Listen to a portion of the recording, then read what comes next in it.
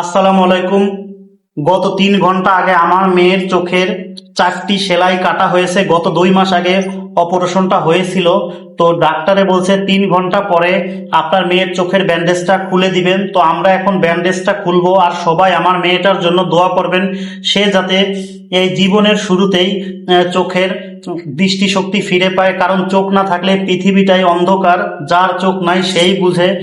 কারণ ওর জীবনটাই শুরু, এখন এই শুরুর জীবনেই যদি সব অন্ধকার হয়ে যায়, তাহলে বাকি জীবনটাও কিভাবে কাটাবে। সবাই আমার মেয়েটার জন্য দোয়া করবেন। এখন আমার মেয়েটার চোখের ব্যান্ডেজটা খুলবো। আস্তে আস্তে আস্তে আম্মু, ব্যথা লাগে ব্যথা লাগে ব্যথা লাগে। এই যে আস্তে আস্তে খুলতেছি।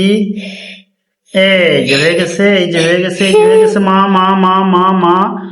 এই তো এই তো এই তো, চায় না চায় না চায় না। আস্তে আস্তে চাও, আস্তে আস্তে চাও, আস্তে আস্তে চাও, আস্তে আস্তে চাও। এই যে যে যে যে যে যে খুলে গেছে, খুলে গেছে। ব্যান্ডেজ খুলে গেছে, আমার আম্মুর চোখের ব্যান্ডেজ খুলে গেছে। এই যে কান্দাকাটি করে না, কান্দাকাটি করে না। এই তো খুলে গেছে মা। দেখি, আস্তে আস্তে তাকাও, আস্তে আস্তে আস্তে আস্তে তাকাও, তাকাও তাকাও, আস্তে আস্তে তাকাও। চোখ লাল, চোখ লাল। আস্তে আস্তে তাকাও, আস্তে আস্তে তাকাও মা, আস্তে আস্তে পানি বেরোচ্ছে। ওই চোখ দিয়ে পানি বেরোচ্ছে, চোখ দিয়ে পানি বেরোচ্ছে না, চোখ দিয়ে পানি বেরোচ্ছে না। চোখ ডলা দিও না, চোখ ডলা দিও না। আস্তে আস্তে আস্তে আস্তে। কি শুনিস? আস্তে।